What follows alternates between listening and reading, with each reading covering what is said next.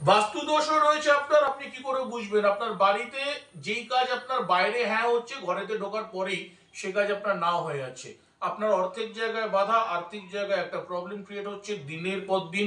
দিনের পর দিন আপনার বাড়িতে লোক অসুস্থ হচ্ছে, স্টুডেন্টদের পড়াশোনা হচ্ছে না, আপনার কষ্ট সমস্ত কিছু পরিশ্রমের অর্থ ব্যয় হয়ে যাচ্ছে। কি করবেন? যারা অ্যাকুরিয়াম রাখতে জানেন না তাদের ক্ষেত্রে বলছি, অ্যাকুরিয়ামের একটা বিশেষ গুণ আছে। অ্যাকুরিয়ামকে ইন্ডিকেট করা হয় ভগবান মিত্র বরুণের দিকে।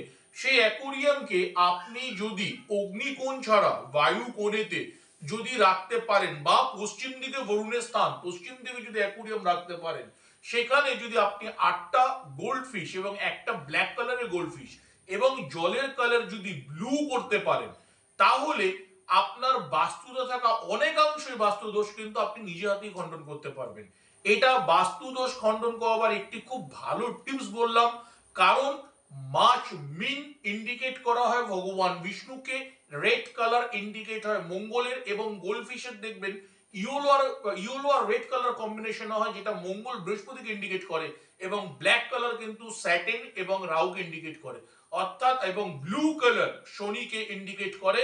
যার মাধ্যমে এই কালার কম্বিনেশনেতে এবং জল সেরছে ভগবান বরুণ নিচে, এই কালার কম্বিনেশনের দ্বারা কিন্তু আপনি আপনার বাস্তু দোষ থেকে এক নয় 1,00,000% মুক্তি লাভ করতে পারেন। ভালো থাকুন।